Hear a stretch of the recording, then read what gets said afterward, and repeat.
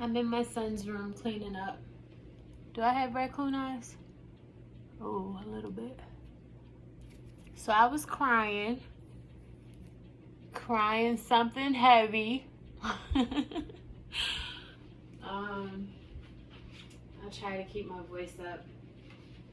But I've been in a space of feeling something that frankly I don't want to feel. And I was talking with one of my girlfriends about how this whole year, I'm like, it just seems like this whole year I'm feeling stuff that I don't want to feel. Like heavy stuff, heavy emotional stuff. And when I started to unpack why, I'm like, you know what? And it even came up in my therapy session today. Like, don't try to suppress it and not feel it. Feel it and then figure out, okay, is it something I'm supposed to learn from this?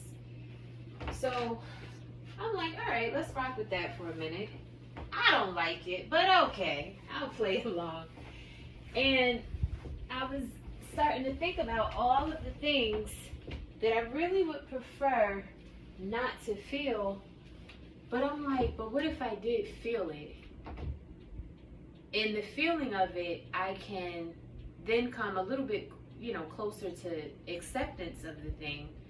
And then in accepting it, there's like this peace and this calmness that comes over me that then allows me to think. And as I'm allowed to think clearly without the chaos that sometimes emotions put you through mentally, because I'm thinking clearly, now I can start to see the role that I played in making whatever it is happen. So that's literally what just happened. I was washing the dishes, and I work from home, by the way, so I'm working, and then I'm working.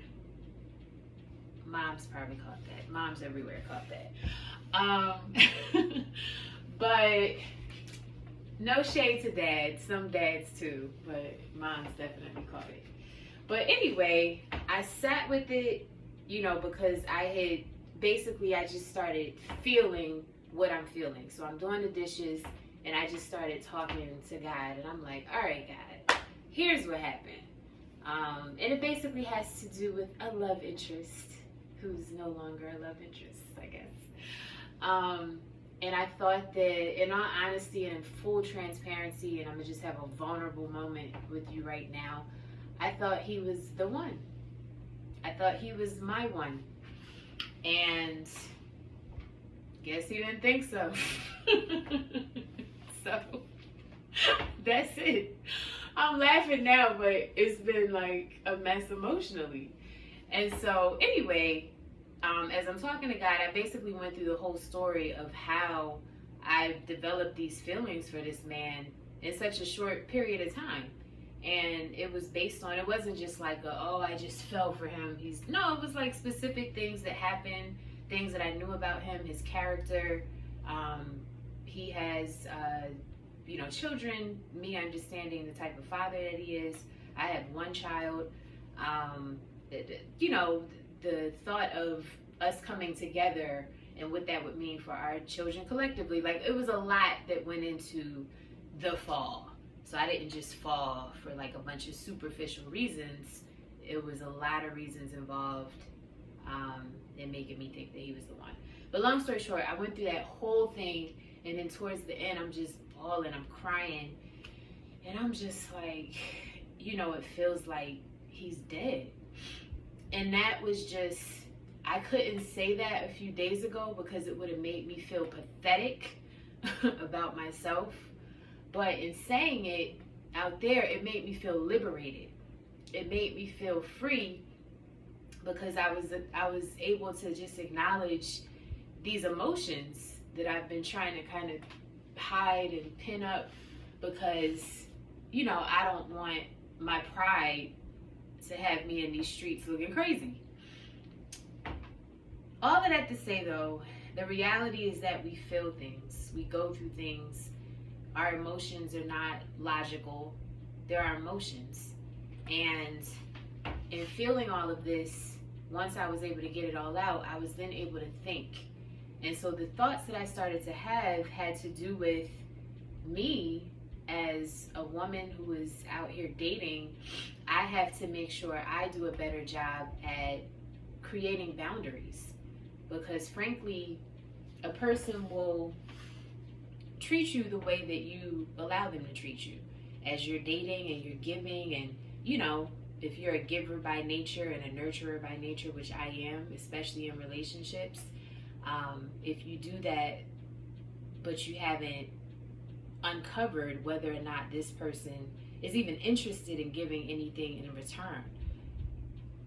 Some can say like, oh, it's their fault, why would they take if they're, but let's ignore the other person. I'm just looking at me. That's my fault, because I'm supposed to be paying attention to whether or not the other person is even there. Are they even there?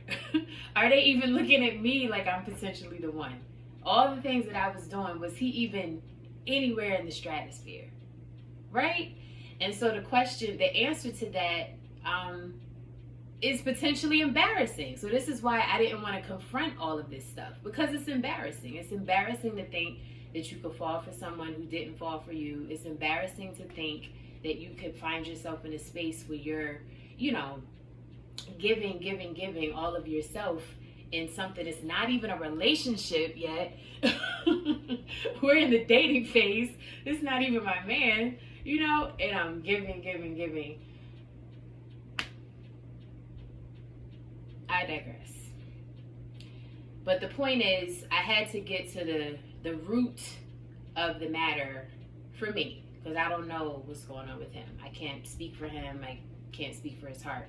For me, I know that I have to do a better job at making sure that I'm clear, making sure that boundaries are set, and making sure that if something is not communicated, that I just ask. Don't assume. So if I need to know, regardless of how long it's been, a month in, 2 months in, an update on where you stand emotionally, I need to just ask that specific question. Because with data, that allows for decisions to be made. And when decisions are allowed to be made, now I can move on with my freaking life, with or without this individual. You see what I'm saying? Before I'm all wrapped up and entangled, and now time is wasted. I don't want my time wasted. I don't have time for my time to be wasted. It's extremely valuable. So the onus is on me, not that person, to be clear about all of these things, to be, communicating. And there was lots of communication, so I'm not saying that was absent, but I do feel like on my end, maybe, I don't know, my pride might have been bruised, or my ego might have been bruised, or whatever.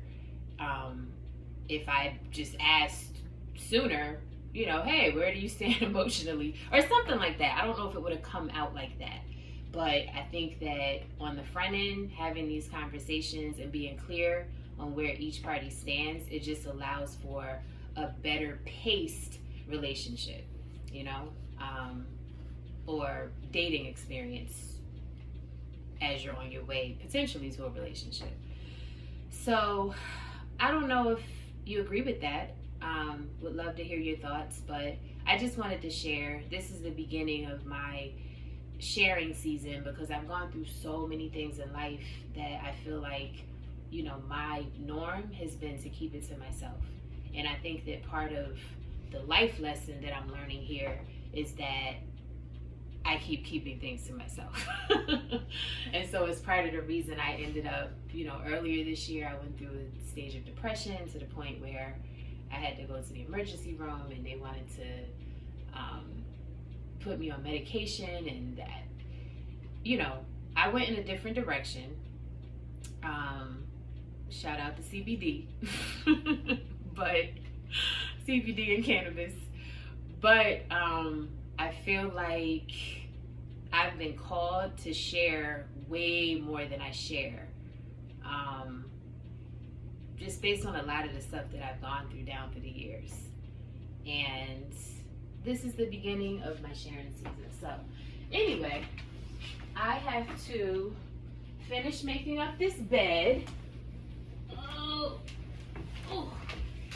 And then I have a contract that I need to take a quick look at before I walk out the door to go get my son from school. And then I'm taking him to an appointment, which is 45 minutes away. He'll be there for an hour. We'll drive back this way another 45 minutes or so. And then we got to do homework. And then I'm probably going to have to revisit this contract before the night is over so I can actually have it done. And then I'm supposed to have a video call with someone tonight at 9 p.m. So we'll see how that goes. Yeah.